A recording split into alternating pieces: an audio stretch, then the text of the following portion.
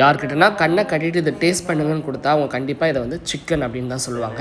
ஆனால் இது சிக்கன் கிடையாது, மஷ்ரூமை வச்சு நான் ஒரு டிஷ் செஞ்சுருக்கேன். அது எப்படி செஞ்சேன்றது இந்த வீடியோவில் பாருங்கள். ஒரு பேனில் நிறைய எண்ணெய் ஊற்றி நீளமாக கட் பண்ணி வச்சுருக்க ஆனியனை வந்து டீப் ஃப்ரை பண்ணி தனியாக எடுத்து வச்சுக்கலாம்.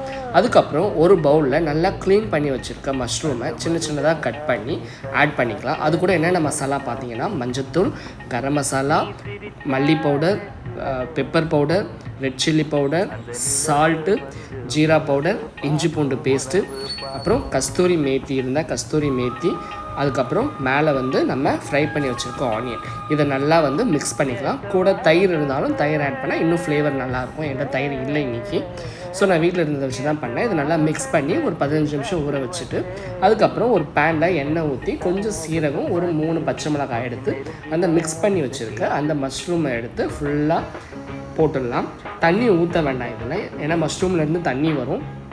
ஒரு 5 to 6 மினிட்ஸ் வந்து மூடி போட்டு மூடினீங்கன்னா அதுலேருந்து தண்ணி வந்து ஃபுல்லாக எண்ணெய் பிரிஞ்சு வந்திருக்கும்.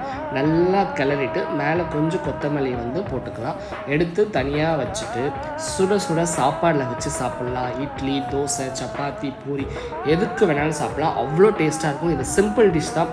கண்டிப்பாக நீங்கள் செஞ்சு பார்த்துட்டு எனக்கு நல்லா இருக்குன்னு கமெண்ட் பண்ணுங்கள். பாய்.